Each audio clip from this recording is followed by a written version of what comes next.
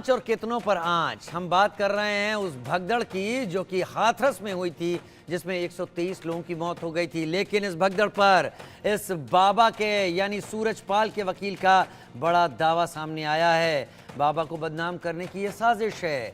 सांस लेने में दिक्कत से मौत हुई है, जहरीला स्प्रे छिड़का गया जिससे लोगों की मौत हुई। तो वकील साहब ने यहाँ पर ये बात कह दी है और इस बात को कहने से एक नई बहस की शुरुआत भी बाबा के वकील ने कर दी, यानी सूरजपाल के वकील ने कर दी है, यानी नारायण हरि के वकील ने कर दी है।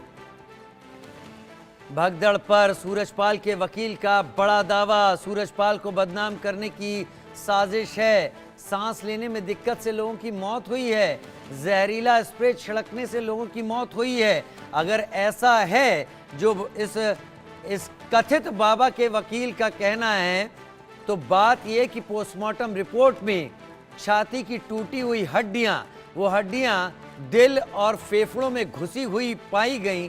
वहां पर किस तरीके की, क्या इस पोस्टमार्टम रिपोर्ट में किसी जहर के बारे में डॉक्टर ने कोई ओपाइन किया या नहीं किया, ये भी एक बड़ी बात हो सकती है। लेकिन वकील ने अपनी तरफ से थ्योरी रख के एक नई चर्चा, एक नई बहस को जन्म जरूर दे दिया है।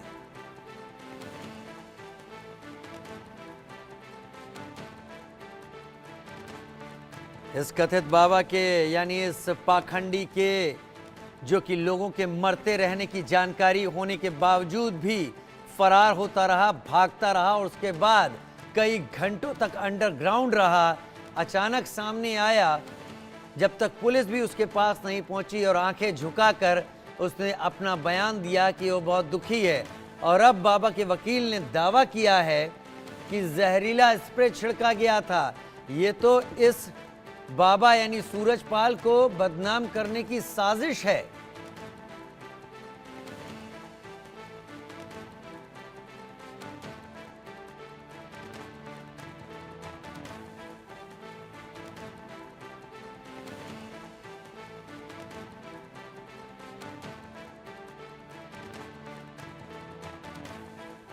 भगदड़ में हुई मौतों के कितने लोग जिम्मेदार, सवाल ये भी क्या हादसे नहीं रोके जा सकते। लेकिन अजीब बात यहाँ पर है कि जो कहानी अब तक सामने नहीं आई थी, वो कहानी अब सामने आई है कि जहरीला स्प्रे छिड़का गया है और जो जहरीले स्प्रे से लोगों की मौत हुई है, ये इस कथित बाबा यानी सूरजपाल यानी नारायण हरि के वकील ने दावा किया। उसने कहा कि सूरजपाल को बदनाम करने की साजिश है, सांस लेने में दिक्कत से मौत हुई है, जहरीला स्प्रे छिड़कने से मौत हुई। सुनील कुमार हाथरस से मेरे साथ लाइव जुड़ रहे हैं और अभिषेक मेरे सहयोगी मैनपुरी से मेरे साथ लाइव जुड़ेंगे। पहले सुनील, आपका रुख कर लेते हैं। जांच आयोग हाथरस पहुंचा हुआ है, वो अपनी जांच कर रहा है, कई जगह वो जाएगा क्योंकि 2 महीने में रिपोर्ट देनी है।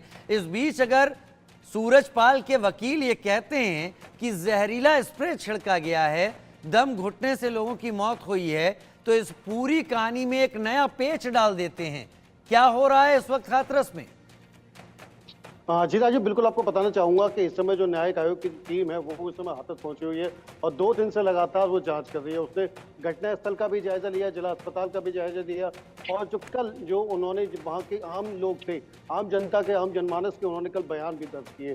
तो मैं समझता हूँ कि ये पूरी तरीके से जाँच कर रही है और लगातार इस बाबा पर शिकंजा कसता हुआ नजर आ रहा है। तो लगातार जब बाबा पर शिकंजा कसता हुआ था, जो एपी सिंह का जो बयान आया, जो उनके सुप्रीम कोर्ट के अधिवक्ता हैं, उन्होंने ये, मैं समझता हूं कि इन्होंने इस बात को घुमाने के लिए, लोगों का ध्यान भटकाने के लिए एक नया शगुफा जारी कर दिया कि ये जो वहाँ जो जहरीला छिड़काव किया गया उससे लोगों की मौत हुई, क्योंकि पोस्टमार्टम के मुताबिक कहीं भी इस तरह की कोई बात नहीं है।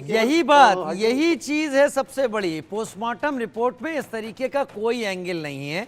लेकिन अगर एपी सिंह ने ये बात कर दी है तो आपको अपने हाथरस में सूत्रों से क्या पता चल पा रहा है? जो जांच आयोग की टीम वहां पर मौजूद है उसके सामने भी एक नया एंगल आ रहा है कि जहरीला स्प्रे वहां छिड़का गया। तो यानी जांच आयोग के पास भी अब कई और ऐसे सवाल आ गए हैं जिस पर उसे इन्वेस्टिगेट करना पड़ेगा।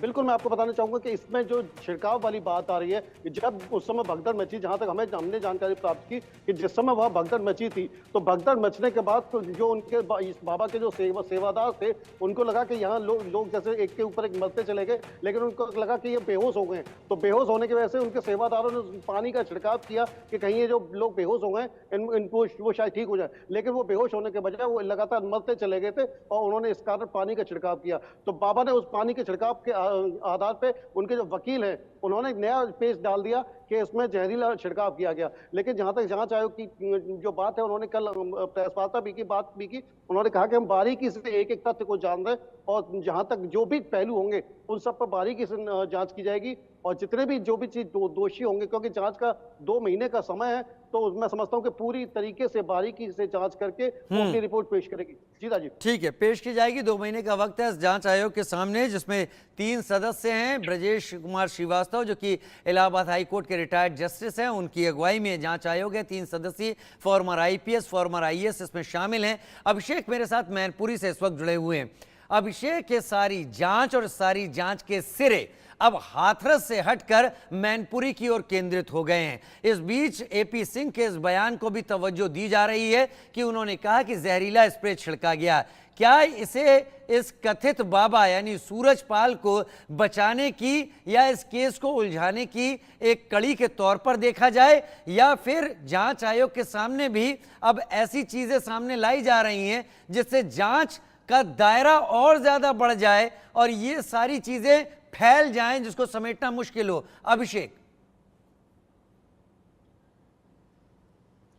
राजीव जी, इस बात को समझना होगा कि इस तरह की घटनाओं में लोग अलग अलग तरीके की कहानियां सुनाते हैं, और जबकि अनुयायी 2.5 लाख हो, 4 लाख हो, 5 लाख हो, अनुयायी क्या अंधभक्त की अगर बात करी जाए, और अब वो अलग अलग कहानी। मैनपुरी में भी लोग आ रहे हैं, बता रहे हैं कि हम वहाँ हाथरस में मौजूद थे, बाकायदा प्लांट करके लोगों को भेजा जा रहा है। ऐसा लग रहा है कि वो पहुंच रहे हैं बिछुआ आश्रम के बाहर मैनपुरी में और बता रहे हैं कि हम वहाँ हाथरस में मौजूद थे।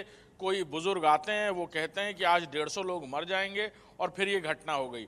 कोई और वॉलंटियर्स से हमारी बात हुई, ब्लैक कमांडो, पिंक कमांडो जो बाबा की सेना है, उनसे बात हुई, तो वो भी कह रहे हैं कुछ लोगों ने धक्का मारा, उसकी वजह से ये सब कुछ हो गया। लेकिन एसआईटी और जुडिशियल कमेटी के अलावा सब लोग समझ रहे हैं कि इस तरह की बहुत सारी बातें आएंगी, इसीलिए डीजीपी ने एक फैक्ट फाइंडिंग कमेटी बनाई है। यानी एक बाकायदा कमेटी है जो इस बात की जांच कर रही है कि आपकी कहानी तथ्यपरक है, सही है, या फिर थोथी हवाबाजी है। इसीलिए इस तरह की घटनाओं में इस तरह की कई सारी कहानियां सुनाई जाती हैं जो मेन एजेंडे से चीज़ों को डाइवर्ट कर दें, इधर उधर ले जाएं और समय बर्बाद हो जांच एजेंसियों का। इसीलिए फैक्ट फाइंडिंग कमेटी बनाई गई है जो इस तरह की बातें करने वालों से सबूत मांग रहे हैं। पूछा जा रहा है आपने फोन क्यों नहीं किया पुलिस को? जब आपको ये किसी ने आकर कहा कि वहां पर इस तरह की घटना हो जाएगी तो आप क्या कर रहे थे? आपने किसको बताया? दूसरा शख्स अगर वो मिल जा रहा है तो